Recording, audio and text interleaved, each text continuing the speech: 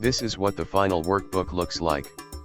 This exercise will have less explicit instruction and have you leaning more on search to answer your questions. Step 1. Create a new workbook and name it EEWB4. Open both EEWB4 and EEWB3 workbooks. Create the new EEWB4 workbook in your project folder. Open it along with EEWB3.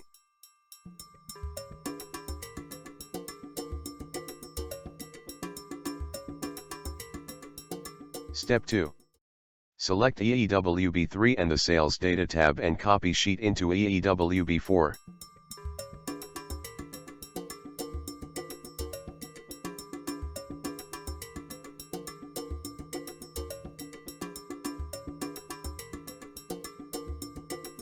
Break the query link. This will have no effect on the existing data.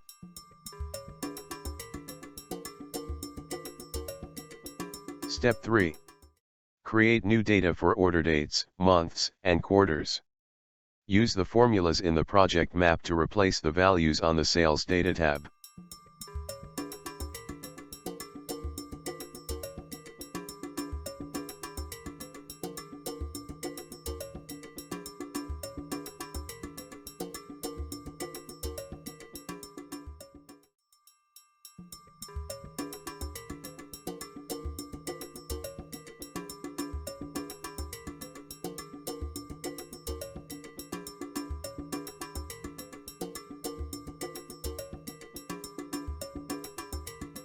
Once the formulas have been created, copy them down to the end of the table. Step 4. Convert order dates, months, and quarter formulas into values.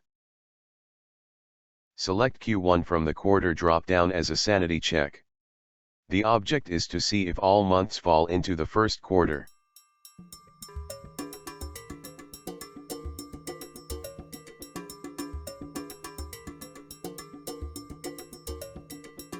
Step 5. Create pivot table and chart, using quarter and month for rows, employee name for columns and sales for some values.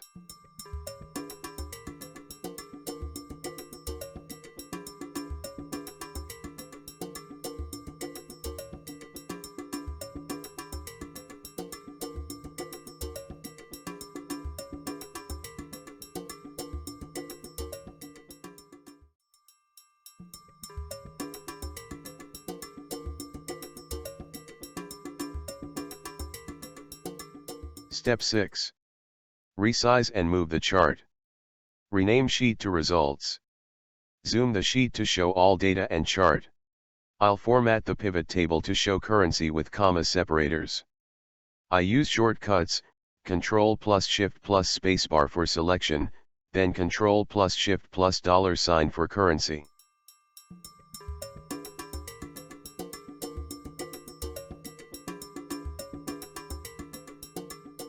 Step 7. Copy columns employee name through sales from the Sales Data tab and paste it into cell A25 on the Results tab.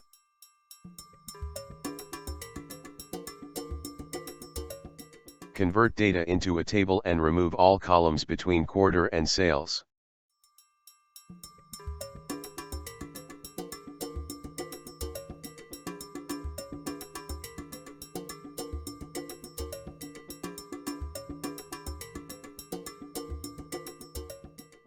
Step 8. Enter subtotal formula directly into cell A24. Use the formula from the project map. Make sure to use your table's name, rather than Table 2.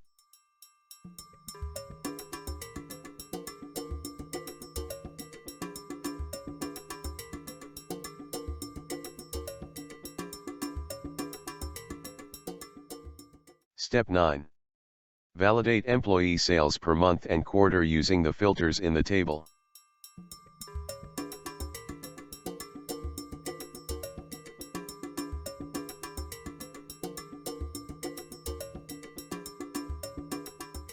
Step 10.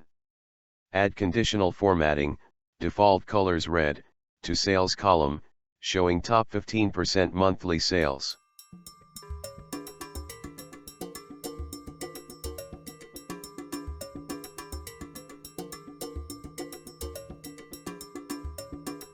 Using the Sales drop-down, select Sort on red cell color.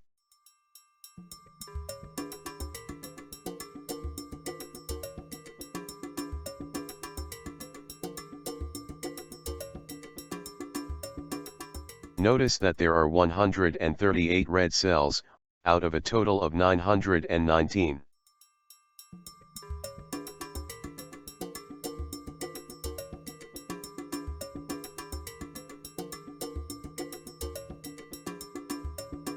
You can check that it is 15% by dividing 138 by 919.